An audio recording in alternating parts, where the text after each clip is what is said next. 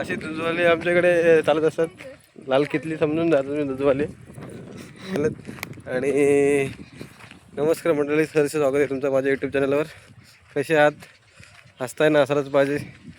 तर मंडळी पुन्हा एकदा शेतावर चाललेलं आहे आणि संध्याकाळी कामावरून आलो की दुसरं काम असतं आपलं, ते म्हणजे शेतावर जाऊन फेरफटका मारून येणं. काही असेल काम थोडंफार शेतात ते करावं लागतं. आणि बघा शेतकरी राजा, एक मिनिट, शेतकरी राजा आता चालला शेतावर.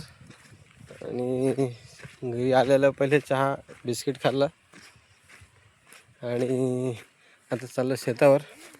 रामकृष्ण आहे सर्वांना. आणि हे बघा वावर असं सुकलं पूर्ण. हो, पाऊस नाही तर एकदम गवत वगैरे सगळं वाट बघतं पावसाची. कधी एकदा पाऊस पडतो आणि नवीन पालवी कधी फुटते झाडांना. झाडंसुद्धा ताणलेली आहेत, बघू शकता तुम्ही.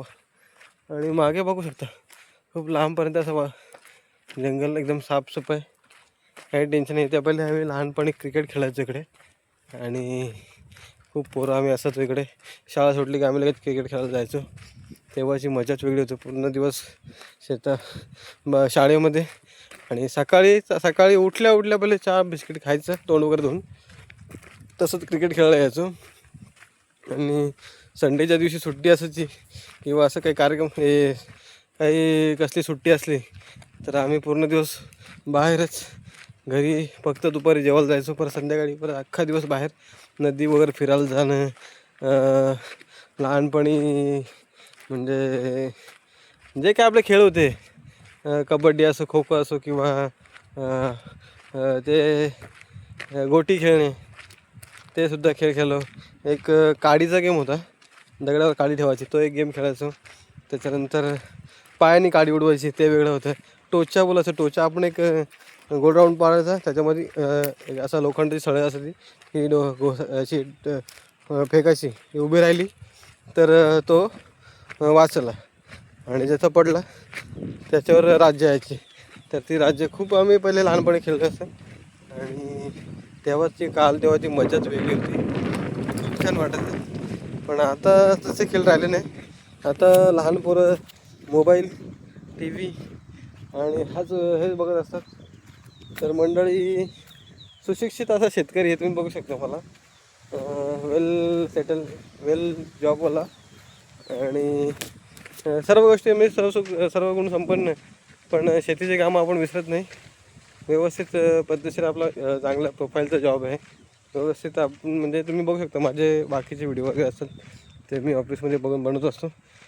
तर सर्व गोष्टी माणसाला यायला पाहिजेत. शेतीचे कामच आहेत. आपण बाकीचं जॉबचा जरी तुमचा किती मोठा असला किंवा चांगला असला तरी तुम्ही शेतीची कामं विसरलं नाही पाहिजेत. शेतकरी कधीच भुकेचे मरत नसतो. त्याच्यात धमक असते की तो काय बोलतात, दगडातसुद्धा पाणी फोडू शकतो, पाणी काढू शकतो, लातत पाणी काढू शकतो, अशा प्रकारची ती म्हण आहे. ते खरं आहे. खरं तर शेतकरी राजा पूर्ण जगाचा पोशिंदा असतो. त्याच्या जीवावर सगळं आपलं जीवन चाललेलं असतं. तो जर घरी बसला तर जी काही प्रजा आहे ते सर्व भुकेचे मरू शकते.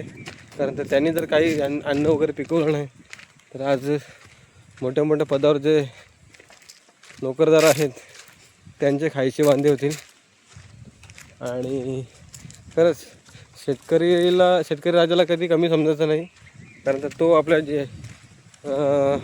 जगाचा पोशिंदा बोलतो त्याला. शेतकरी राजा असतो तो. स्वतःच्या कष्टाने तो आपल्याला शेती करतो आणि आपल्याला सर्वांना खायला घालत असतो. तर त्याच्याशी कधी कॉम्प्रोमाइज करू नका. सर्वांना हीच विनंती आहे की शेतकरी जो वर्ग आहे त्याला मोठं प्राधान्य दिलं पाहिजे. त्याला खूप छान प्रकारे असं मोठं स्थान दिलं पाहिजे. जसं आपण फर्स्ट क्लास लोकांना देतो त्याच प्रकारे शेतकरी वर्गसुद्धा फर्स्ट क्लासमध्ये त्याला स्थान दिलं पाहिजे. आणि हे आमचं मागच्या साईडचं वावर आहे, बघू शकता. इथे खूप सारी झाडं आहेत, खूप प्रकारची झाडं आहेत. तर इथे पळसाची झाडं आहेत,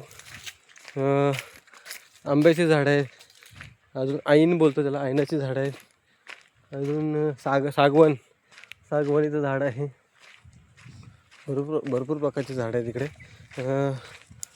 आपण म्हणजे तुम्ही बघू शकता सर्व प्रकारचे झाड आहेत ते तुम्हाला आढळतील. नावं माझ्या लक्षात नाहीत, ते ओल्ड माणसं असतात, वय झालेले माणसं, त्यांना बरोबर सगळी माहीत असतात. आता मी नवीन शेतकरी, त्यामुळे मला काही गोष्टींची काही झाडांची नावं माहीत नाही. तर तुम्हाला जर माहिती असेल तर कमेंटमध्ये सांगा कुठली झाडं तुम्हाला माहिती आहेत.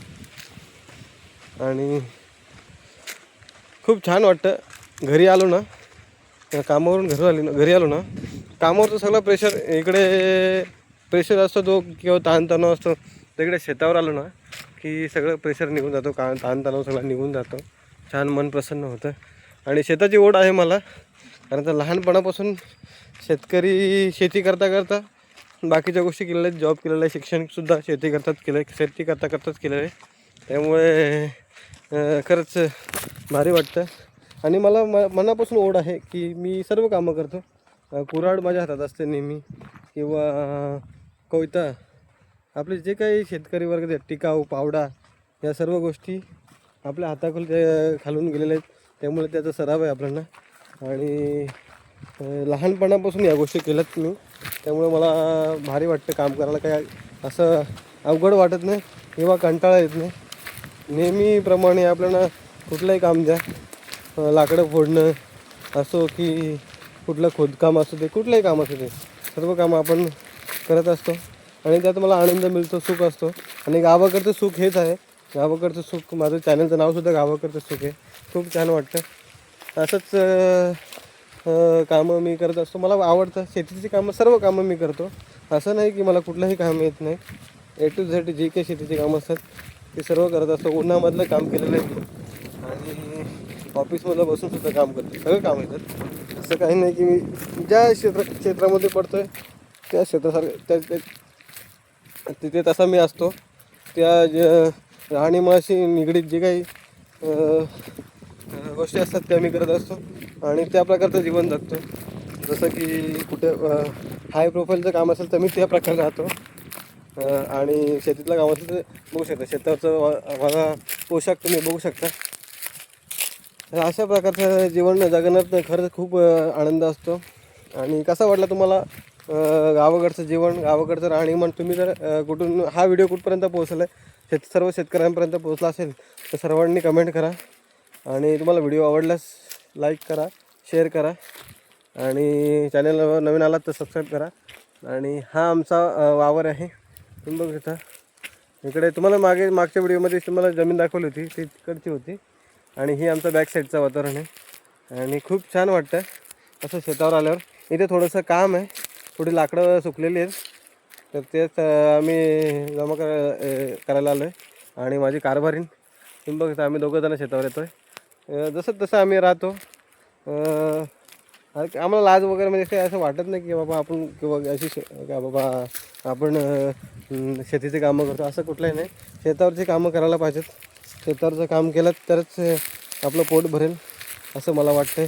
कारण तर नोकरी सध्या गेली, कधी काळी आपल्याकडची नोकरी गेली तर आपण शेतीतलं कामसुद्धा केलं पाहिजे, करता आलं पाहिजे. ते सुद्धा यायला पाहिजे प्रत्येकाला. कारण आपलं तिकडचं जरी नोकरी किंवा व्यवसाय आपला सुटला तर आपण शेतीसुद्धा करू शकतो. हे तर आपल्याकडे एक साधन असू शकतं असं मला वाटतं. आणि ते शिकायला पाहिजे प्रत्येकाला यायला पाहिजे. तर धन्यवाद मंडळी, असेच सपोर्ट करा. गावाकडचं सुख ह्या चॅनलला सर्वांनी सपोर्ट करा, छान कमेंट करा, छान असा साथ द्या. मला तुमचा सपोर्ट असेल तरच पुढे जाऊ शकतो. आणि नक्की सर्वांनी कमेंट करून सांगा तुम्हाला व्हिडिओ आवडल्यास लाईक करा, शेअर करा, आणि सबस्क्राईबसुद्धा करा चॅनलला. लवकरात लवकर हा चॅनल पुढे जाऊ द्या अशी माझी इच्छा आहे. तर सर्व शेतकरी वर्गाला विनंती आहे की तुम्ही स्वतःला कमी समजू नका.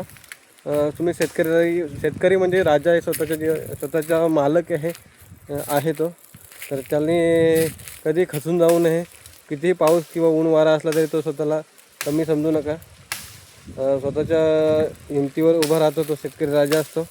आणि खूप छान वाटलं आज व्हिडिओ बनवताना. सर्वांच्या यातना त्या फक्त शेतकऱ्याला माहीत असतात. शेतकरी राजा सगळ्यात सुखी माणूस बोलू शकतो. तर तो कधी न डगमगता तो स्वतःचं आयुष्य जगत असतो, तर त्याला कधी कमी समजू नका, कमी लेखू नका. आणि सर्वांचा धन्यवाद. खूप छान वाटलं आज व्हिडिओ बनवताना, खरंच आनंद वाटतो चेहऱ्यावर. आणि असाच साथ द्या. धन्यवाद. जय हिंद, जय महाराष्ट्र. रामकृष्ण हरी माऊली, श्री स्वामी समर्थ सर्वांना. चला, बाय बाय, थँक्यू.